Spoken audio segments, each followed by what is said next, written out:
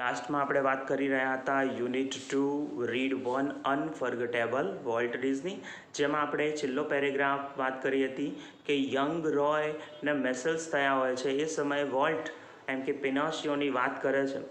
એ પિનાશિયોની વાત કરવામાં એ રોય એટલો બધો એમ કે ઇન્વોલ્વ થઈ જાય છે, ખોવાઈ જાય છે કે વાત જે સ્ટોરી છે એ કદાચ એટલી એક્સાઇટિંગ નથી, પણ વોલ્ટની જે વાત કરવાની એક્સપ્રેશન એના હાવભાવ વિશેષ હોય છે, જેનાથી રોય પોતાનું મેસેલ્સ એટલે કે એનું જે ઓરી જે છે એ એનું દુઃખ ભૂલી જાય છે. એના પછી આગળ આપણે વાત કરીશું. Like many people who work to create humor, Walt took it very seriously. કે જ્યારે ઘણા બધા લોકો એમ કે વિનોદ સર્જવાનું કામ કરે છે, હ્યુમર એટલે હાસ્ય, વિનોદ કે એનું સર્જવાનું કામ કરે છે, ત્યારે volt took it very seriously, ત્યારે વોલ્ટ આ બાબતને ખૂબ જ ગંભીરતાથી લે છે. He would often sit glumly through the funniest cartoon, concentrating on some way to improve it. કે સૌથી એમ કે ફનીએસ્ટ હાસ્ય સર્જે એવું કાર્ટૂનની સામે પણ એ કેટલીક વાર એમ કે એનું પોતાનું ધ્યાન એમ કેન્દ્રિત કરીને એકદમ ગંભીરતાથી અથવા ગ્લોમલી એટલે ઉદાસીથી એ એની સામે બેસે છે. Volt valued the opinions of those working with him. કે વોલ્ટ એની સાથે જે કામ કરનાર બીજા જે વર્કરો છે એ દરેકનો એમ કે ઓપિનિયન, દરેકનો મત લેતો કે એનું પણ એ મૂલ્ય સમજતો હતો. But the final judgement was always unquestionably his. પણ છેવટે આખરી નિર્ણય તો એનો પોતાનો જ રહેતો, અને એ પણ કોઈ પણ આનાકાની કર્યા વગર. Once after viewing a new cartoon with evident displeasure, Walt called for comments from a group of our people. કે જ્યારે એક કાર્ટૂન સિરીઝની વાત જ્યારે બધા કરી રહ્યા હતા એમ કે એ સમયે કે પોતે એમ કે નાખુશ હતો, અને એ વખતે કે વોલ્ટ દરેક પાસેથી કોમેન્ટ્સ માગતો હતો. એના ગ્રુપના જે લોકો છે, એની સાથે કામ કરનારા લોકો છે, એમને એમ કે ભાઈ તમારો મત શું છે આ કાર્ટૂન સિરીઝ કે આ કાર્ટૂનની બાબતમાં, એ રીતના દરેકનો મત લેતો હતો. Once after another they spoke up, all echoing Walt's criticism. I can get rubber stamps that say yes, Walt, he snapped. કે ત્યારે બધાને વારાફરતી એમ કે પૂછવામાં આવ્યું કે ભાઈ આ કાર્ટૂન સિરીઝ કે આ શું છે, કેવું છે, ત્યારે દરેક એમ કે એના ઉપર વિવેચન કરતા હતા, પણ એ વિવેચન કેવું હતું, કાર્ટૂનનું વિવેચન વોલ્ટ તરફી જ હતું કે ભાઈ હા તમે જે કર્યું છે એ બરાબર છે, વોલ્ટ એટલે રાઈટ, એમ દરેક એ રીતની જ માનતા હતા. ત્યારે વોલ્ટ પણ કહેતો કે I can get rubber stamp that say yes volt, કે તો હું તમને એક રબર સ્ટેમ્પ લઈને આપું કે ભાઈ તમે જે હું જે કહું છું એ બધું સાચું જ છે, યસ એમ. કે એવું એ દરેકને સ્નેપનો મતલબ થાય કે એવું ચોપડાવી દેતો હતો, દરેકને એ રીતનું એ કહી દેતો હતો કે ભાઈ હું જે કહું છું એ બધું સાચું જ તમે માનો છો એમ. એટલે આ રીતનું એ પોતાના ગ્રુપના માણસોને આવું પણ કહેતો હતો. એના પછી then he wheeled and asked the projectionalist what he thought. એના પછી then he wheeled. તો હવે wheeled નો મતલબ આપણે એમ કહીશું કે ભાઈ જે એ ટાઈપની ખુરશી છે એના એમ કે કાર્ટૂનને પોતે નિહાળી રહ્યા છે, આ રીતની ચર્ચા થાય છે, એના પછી પોતાની ચેરને એ રીતે વ્હીલવાળી છે એને એમ કે ફેરવે છે બીજી તરફ, અને પછી જે પ્રોજેક્ટનિસ્ટ છે એટલે કે પ્રોજેક્ટને ઓપરેટ કરવાવાળો વ્યક્તિ છે એના તરફ જઈને વોટ હી થોટ, કે તે શું વિચારે છે, કે ભાઈ તું તો પ્રોજેક્ટરનો ઓપરેટર છે, હવે તું આના વિશે શું વિચારે છે. The man sensed that dissent was in order. ત્યારે એ પણ એકદમ એમ કે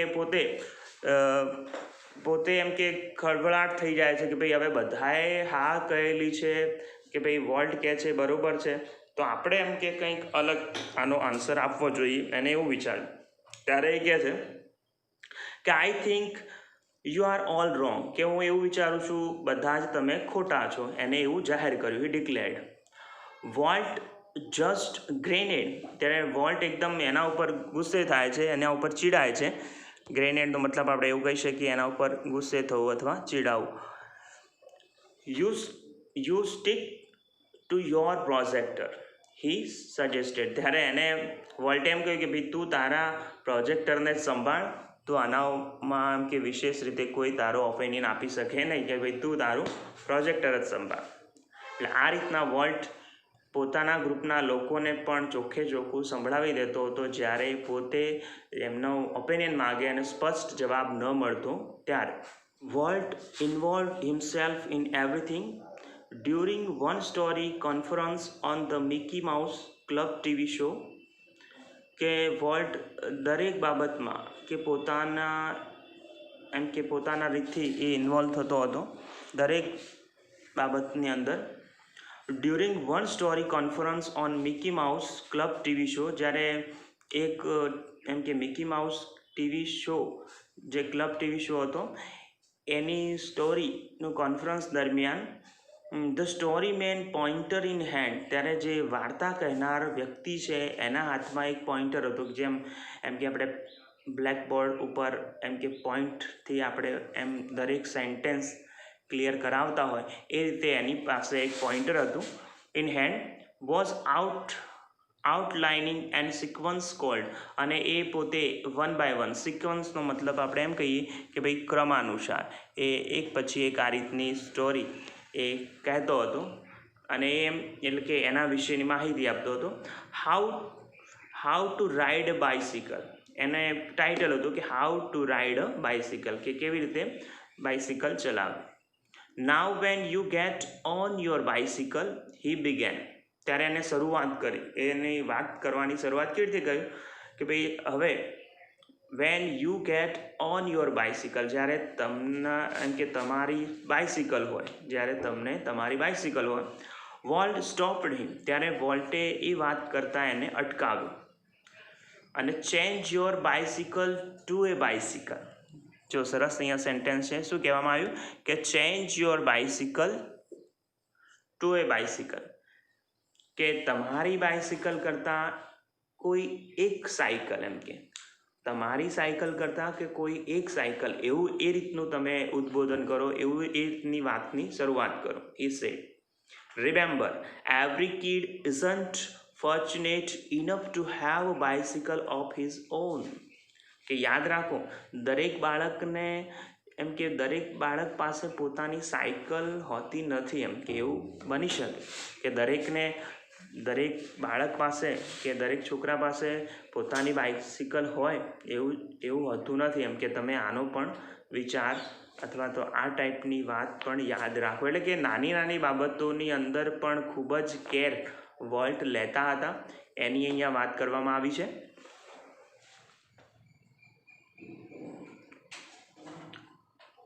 The story of Disneyland perhaps better than anything else, કે ડિઝનીલેન્ડની વાત કદાચ બીજા બધા કરતાં એક વિશેષ હતી.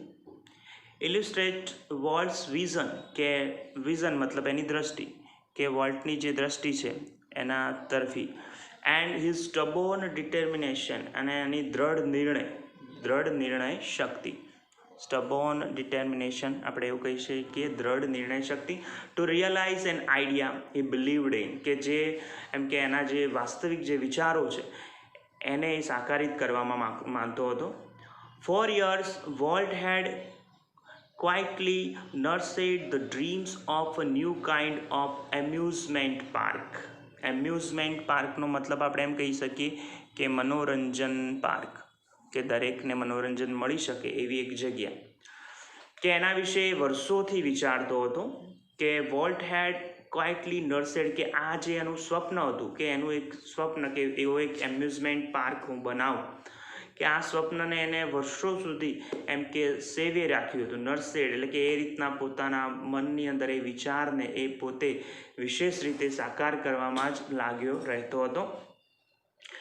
It would be a potpouring of all the idea conjured up by his fertile imagination, અને ધીરે ધીરે આ બધા જ વિચારોનો એક સમન્વય એમ કે એના જે કહેવાય ને ફર્ટાઇલ ઇમેજિનેશન, ફર્ટાઇલ એટલે ફળદ્રુપ ને ઇમેજિનેશન એટલે આપણે કહીએ એવી ફળદ્રુપ કલ્પના શક્તિ, કે એના કારણે આવો એક વિશેષ એમ્યુઝમેન્ટ પાર્કનું એને સર્જન કર્યું એમ. But the idea of sinking billions of dollars into an amusement park, પણ જે આ વિચાર છે કે ભાઈ એને એમ્યુઝમેન્ટ પાર્ક એટલે કે આવો એક સરસ મનોરંજન પાર્ક બનાવવાનું જે સ્વપ્ન છે એના માટે એમ કે કરોડો ડોલર એને આ રીતના અંદર એમ કે ખર્ચવા પડે એમ છે. Even world's kind of amusement park seemed so preposterous that he wouldn't mention it to anyone. કે એને આ એમ્યુઝમેન્ટ પાર્ક બનાવવામાં ઘણા બધા આટલા કરોડો ડોલર ખર્ચી નાખ્યા છે કે જેની વાત એ ભાગ્યે જ કોઈની આગળ પ્રગટ કરતો હતો, એટલે કે કોઈને આ રીતની વાત એ કરી શકતો ન હતો કે ભાઈ આમાં કેટલો એને ખર્ચ આવો કરેલો છે આવા એમ્યુઝમેન્ટ પાર્કનું સર્જન કરવા માટે. હી જસ્ટ ક્વાઇટલી બિગેન પ્લાનિંગ, તે માત્ર પોતાના જે આયોજનમાં જ એ પોતે રચોપચો રહેતો હતો, એટલે કે આ રીતનું એને સરસ રીતે આવા એમ્યુઝમેન્ટ પાર્કનું આવું સર્જન કર્યું. As usual, though, he influenced all of us with his own enthusiasm when he finally told us about the project. કે છેવટે એમ કે વોલ્ટ એના પોતાના જે ઇન્થ્યુઝિઝમનો મતલબ થાય ઉત્સાહ, એના ઉત્સાહના અમને ભાગીદાર બનાવે અને એના પ્રોજેક્ટર વિશે કહ્યું. Someone asked Walt how should the Disneyland look. કોઈકે એમ કે કહ્યું કે વોલ્ટ ડિઝનીલેન્ડ કેવું લાગશે. ક્વિક કેમ ધ રિપ્લાય એટલે કોઈ પણ એમ કે ફટાફટ તરત જ એ પ્રત્યુત્તર એનો આપે છે કે કોઈકે આવું પૂછ્યું કે ભાઈ એમ્યુઝમેન્ટ પાર્ક અથવા તમારું આ ડિઝનીલેન્ડ છે એ કે કેવું લાગશે, ત્યારે એને જવાબ આપ્યો, it should look like nothing else on this અર્થ, કે એવું લાગશે કે દુનિયામાં આનાથી બીજું કશું જ નથી, આનાથી વિશેષ બીજું કશું નથી. Predictably, we had trouble raising money, but Disneyland did open. કે છેવટે અમને પ્રેડિક્ટેબલી વી હેડ ટ્રબલ રાઇઝિંગ, કે અમને ખૂબ જ મુશ્કેલી પડી કે આ જે પાર્ક ઊભું કરવા માટે અમને ઘણો બધો સંઘર્ષ કરવો પડ્યો એની વાત છે. અને છેવટે ડિઝનીલેન્ડ એમ કે ઓપન થયું હતું ઇન જુલાઈ 1955, કે 1955માં આ ડિઝનીલેન્ડને ઓપન કરવામાં આવ્યું, એને ખુલ્લું મૂકવામાં આવ્યું.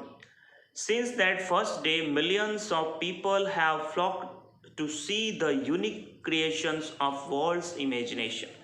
કે લાખો કરોડો લોકોએ એમ કે આ પહેલા જ દિવસે કે ઘણા બધા લોકોએ આ પાર્કની મુલાકાત લીધી, કે લોકોના ટોળે ટોળા આ પાર્કને જોવા માટે, અને કે એમાં પણ વોલ્ટનું આ જે ઇમેજિનેશન એટલે કે એની જે બેજોડ કલ્પના શક્તિ એને જોવા માટે લોકોના ટોળે ટોળા ઉમટી પડ્યા.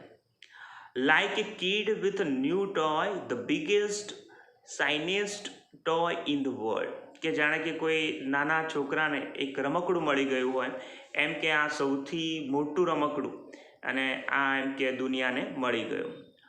Volt use to wander through the park staring as happily as any tourist. અને વોલ્ટ પણ આ બધા જે સહેલાણીઓ હતા એમની સાથે સાથે એ પણ પોતાના પાર્કની અંદર કે આ રીતના એ ફર્યા કરતો હતો અને એમની સાથે સાથે એ પણ આ રીતના ખુશ થયા કરતો હતો, કારણ કે આ વોલ્ટની પોતાની ઇમેજિનેશન, એની પોતાની કલ્પના શક્તિનો એક અદ્ભુત નમૂનો હતો અને આખી દુનિયાને એને એક મોટું આ રીતનું રમકડું આપી દીધું હતું, એટલે સ્વાભાવિક છે પોતે પણ એટલો જ ખુશ છે કે આ બાબતની અંદર. The overwhelming success of Walt's crazy idea triggered a dramatic about face in the Disney fortune. કે વોલ્ટનો એમ કે અપ્રતિમ સફળતા અને એની જે એક આઈડિયા, એના વિચારોનું એક લગન, કે એના કારણે આ ડિઝનીલેન્ડ એકદમ ફળદ્રુપ બન્યું. કહેવાનો મતલબ કે એમાં કેટલાય બધી સંપત્તિનો વધારો થયો. Yet success never changed Walt, છતાં પણ જે આ સફળતાએ વોલ્ટને ક્યારે બદલ્યો નહીં. He remained the simplest of men, તે હંમેશા એક સાદગીપૂર્ણ એમ કે માણસ બની રહ્યો. હી હેટેડ પાર્ટીઝ, તેને એમ કે આવી મોટી પાર્ટીઓમાં જવું ગમતું ન હતું. And his idea of a night out was a burger and chili at some little restaurant, કે જો કોઈ વિચાર થાય કે રાત્રે બહાર જમવાનો, તો એ માત્ર એક સામાન્ય રેસ્ટોરન્ટમાં જતો કે ત્યાં એક બર્ગર અને ચીલી, એટલે કે બર્ગર અને કોઈ એવું મરચું કે એનાથી એ પોતે સંતોષ માની લેતો. His only extravagance was miniatures railroad that ran around the ground of his home, કે એનો સૌથી જો કોઈ ખર્ચ રહેતો સૌથી મોટો, તો એનો એ ખર્ચ એ જ છે કે એના જે ઘરની આજુબાજુ કે rail road around the ground of his home, કે એને ઘરની આજુબાજુ એને જે રેલ રોડ બનાવ્યો, એટલે કે રેલગાડી માટેના જે પાટા, એનો જે રોડ બનાવ્યો છે એમાં એનો એ ખર્ચ રહેતો હતો. What do you do with all your money, a friend once asked him, કે એકવાર એક મિત્રે એને પૂછ્યું કે તું તારા આ બધા પૈસાનું શું કરે છે. Vote do you do with all your money, કે આ બધા પૈસાનું હવે તું મતલબ શું કરે છે. તો પોઇન્ટિંગ એટ ધ સ્ટુડિયો, ત્યારે એને પોતાના સ્ટુડિયો તરફ આંગળી ચીંધીને Walt said, I fertile that field with it, કે હું પહેલાં આ જે ફિલ્ડ છે કે આ ખેતર છે એને ફળદ્રુપ બનાવું છું.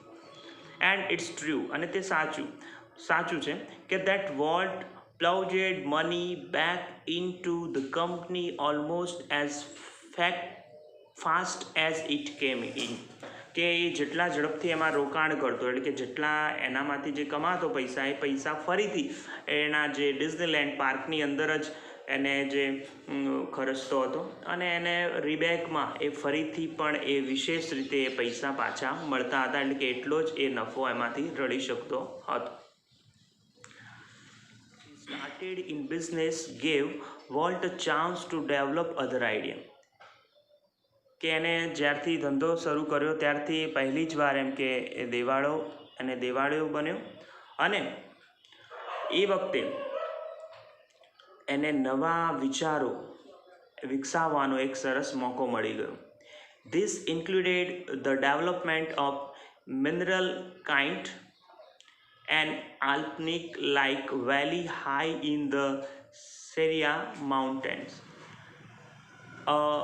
California Institute of Art, for which he donated the land and several $1 million, and most ambitious of all, કે એને એ વખતે કે સિરિયા માઉન્ટેનની અંદર જે આલ્પનિક નામની વનસ્પતિ ઉગાડનાર એ એક ગ્રુપમાં એને આટલું એક વિશેષ રીતે દાન કર્યું.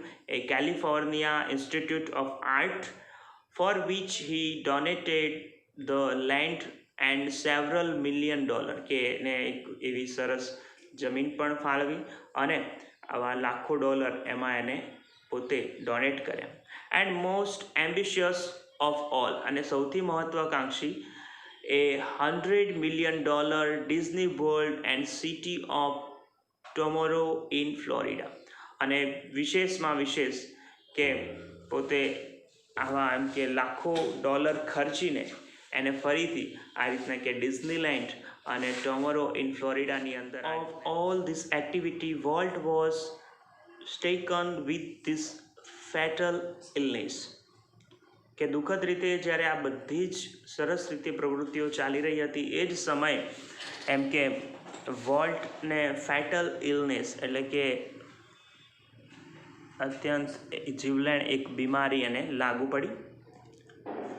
I heard him refer two this cruel blow only once, ત્યારે મેં એક વખત એને આ રીતના કુઠારો એમ કે પોતાને એક આવો આઘાત લાગ્યો છે એ સમયે મેં એને એક એમ કે પોતે આ રીતના કંઈક બોલતો હોય એવો એ મેં સાંભળ્યો કે whatever it is I have got, he told me don't get it, તેને એમ કહ્યું કે મને જે થયું છે, કે મને જે રીતના આવી પીડા થઈ રહી છે એ ભગવાન કોઈને થાય નહીં. આ રીતનો એ વોલ્ટને એકવાર એ સાંભળે છે. The night before he dyed, કે જ્યારે મૃત્યુ પામ્યો એના પહેલાં હું એને હોસ્પિટલની અંદર જ્યારે મળ્યો હતો એ રાત્રે, ઓલ્ધો ડિસ્પરેટલી ઇલ, કે એકદમ ગંભીરપણે એક આ રીતના બીમાર હતો, ત્યારે પણ he was and full of plan, ત્યારે પણ એ ખૂબ જ એમ કે for the future as he had been all his life, કે જે રીતે એના લાઈફના એમ કે જે રીતના ભવિષ્યના આયોજનમાં એના વિચારોમાં ખોવાયેલો હોય કે હવેનું આયોજન શું હશે, એ જ રીતે એ સમયે પણ એવી જ વાત એ કરી રહ્યો હતો કે ભાઈ હવે નવો પ્લાન આપણે શું કરીશું. એટલી બધી ગંભીર બીમારીમાં પણ આ રીતના એકદમ ફૂલ આઈડિયા, એટલે કે આ રીતનો એનો ઉત્સાહ એનો એ જ હતો.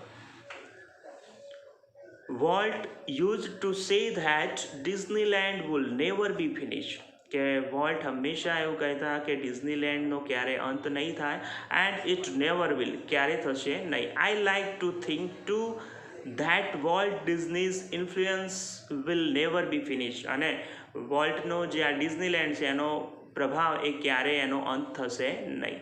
That through his creations future generation will continue to celebrate, અને આવનારી પેઢી પણ આનો લાભ લેશે, આ રીતના એને પોતે માણતા રહેશે. What he once described as the precious ageless something in every human being which make us play with children's toys and laugh at silly things and sings in the bathtubs and dream. કે volt એવું કહેતા કે દરેકની અંદર એક એજલેસનો મતલબ એક બાળક, એટલે કે એક બાળક જેવા વિચારો દરેકની અંદર છે, કે જેના કારણે કે એ બાળકોના રમકડા કે પછી બાથટબની અંદર હોઈએ અથવા સ્વપ્નમાં ગાવું કે હસવું, આ દરેકને આવું કરવું ગમે છે, એટલે કે દરેક જણની અંદર આવું એક રમૂજ કંઈક વિશેષ પડેલું હોય છે, અને જેના કારણે એમ કે એ બધા જ વિશેષ રીતે એમ કે આનું એટલે કે ડિઝનીલેન્ડનું સ્તુતિગાન કરતા રહેશે, એટલે કે આ ક્યારે પણ ખતમ થશે નહીં.